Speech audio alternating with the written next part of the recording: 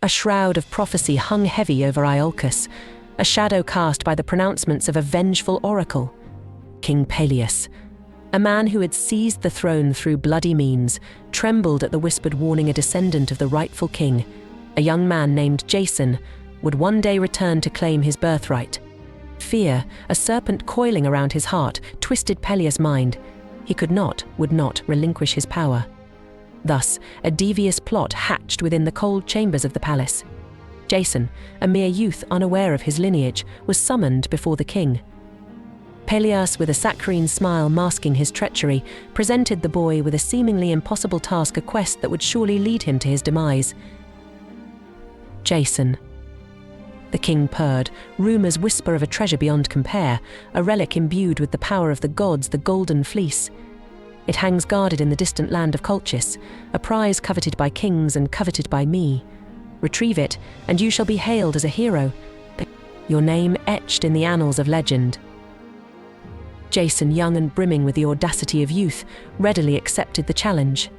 In his eyes, it was not a test of survival, but a glorious adventure, a chance to etch his name in the pantheon of heroes.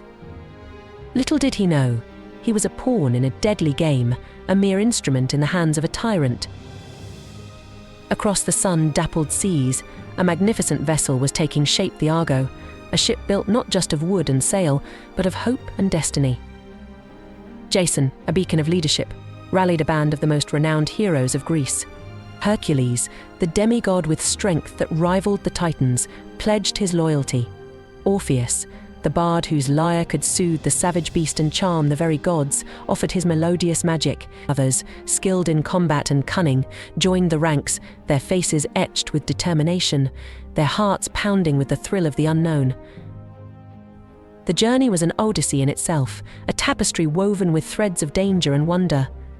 They battled the harpies, monstrous bird women with a hunger for human flesh, their screeching cries chilling the heroes to the bone. Orpheus, his fingers dancing across the strings of his lyre, played a melody of such beauty and power that it pierced the harpies' concentration, forcing them to retreat into the swirling mists. Blind Phineus, a seer cursed by the gods, offered them a glimmer of hope. In exchange for driving off the harpies, he revealed the perilous path to Colchis. With renewed purpose, the Argonauts steered the Argo past treacherous cliffs and through churning whirlpools, each feat a testament to their unwavering courage. Finally, they reached Colchis, a land bathed in an eerie golden light. King Aeetes, a man whose eyes held the glint of a predatory tiger, greeted them with a mixture of suspicion and curiosity. The Golden Fleece, he declared, was not a prize to be easily claimed. Jason, he decreed, must prove his worth by completing 3 trials, each designed to test the very limits of human endurance. One of these trials involved yoking fire-breathing bulls with hooves of bronze, their snorting flames threatening to consume the challenger. Another demanded Jason to plough a field with these beasts, sowing the teeth of a dragon from which would spring forth an army of warriors, their swords thirsty for blood.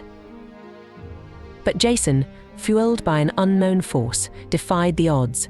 He accomplished the impossible, his muscles screaming in protest, his will pushing him forward. Unbeknownst to him, an unseen hand guided his every move. It was Medea, the king's daughter, a woman as beautiful as a sunrise and as deadly as a viper. Medea, captivated by Jason's courage and driven by a simmering rebellion against her father, had fallen hopelessly in love with the hero. In the dead of night, she crept to him, a vial clutched in her trembling hand. It contained a potent potion, a concoction brewed with moonlight and whispers of forgotten magic. With its aid, Jason would conquer the trials and claim the Golden Fleece. But love, as fickle as the gods themselves, often comes at a terrible price. Medea's betrayal ignited a firestorm within the palace. Aeetes, enraged by his daughter's treachery, vowed vengeance. Jason, forever indebted to Medea, felt a bond forge between them, a connection as intoxicating as it was perilous. Together, they devised a desperate plan. Under the cloak of darkness, they slipped past the palace guards and made their way to the grove where the Golden Fleece lay guarded by a dragon with scales the color of twilight. Medea, Her voice, a hypnotic whisper, sang a lullaby so enchanting that the dragon succumbed to a slumber deeper than the ocean floor. Seizing this fleeting opportunity, Jason snatched the golden fleece its touch, sending a jolt of power through his arm. The air crackled with a strange energy as the fleece, once inert, pulsed with a golden light. But their victory was a hollow one, tainted by the bitter taste of betrayal.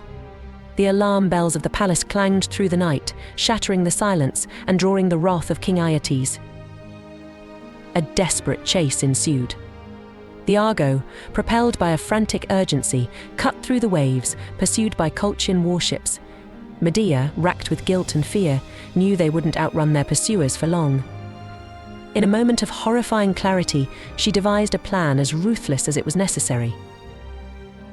Luring her unsuspecting brother, Apsietos, with promises of reconciliation, Medea led him away from the pursuing ships. The encounter was a brutal ballet of deception and despair. Tears streamed down Medea's face as she feigned remorse, only to turn on him with a hidden dagger. Apsietos' screams, echoing across the churning sea, were a grim symphony to their escape. With a heavy heart, Medea dismembered her brother's body, scattering the pieces across the water. The Colchians, upon encountering the gruesome scene, were forced to slow their pursuit, their rage momentarily replaced by confusion and horror. This bloody sacrifice bought Jason and his crew precious time, allowing them to slip out of reach. Their journey home was far from smooth sailing. The spectre of their actions hung heavy over them. The sirens, mythical creatures with voices that could lure sailors to their deaths, sought to exploit their guilt and sorrow. But Orpheus, his lyre echoing with a mournful melody, wove a countersong so poignant that it drowned out the sirens' seductive calls. The Argonauts navigated the treacherous straits guarded by Scylla and Charybdis, monstrous sea creatures that devoured all who came close. Luck, or perhaps a sliver of divine favor, steered them through the perilous passage. Finally, after months of hardship and heartache, the coastline of Greece shimmered on the horizon. Relief washed over the Argonauts, a bittersweet wave that couldn't erase the darkness that clung to them. The return, however, wasn't the hero's welcome they had envisioned. Whispers followed them, tales of their bloody deeds and Medea's potent sorcery. Perilous, his initial ploy backfired, watched their arrival with a mixture of fear and loathing. The Golden Fleece, a symbol of his downfall, hung heavy in Jason's grasp. But before Jason could claim his rightful place as king, he had a score to settle with Perilous. The final act of this epic saga remains shrouded in mystery. Legends speak of Medea using her dark magic to orchestrate Perilous' demise, a fittingly cruel end for a man who had set them on this perilous path. However, the price for vengeance was steep. Jason, unable to stomach the depths of Medea's darkness, turned his back on her. The story of the Argonauts, a tapestry woven with threads of courage, betrayal, and love, ends on a somber note. Jason, haunted by the ghosts of his past, never truly found peace. Medea, consumed by a maelstrom of emotions, unleashed her fury in a final, devastating act that cemented her place as one of mythology's most tragic figures.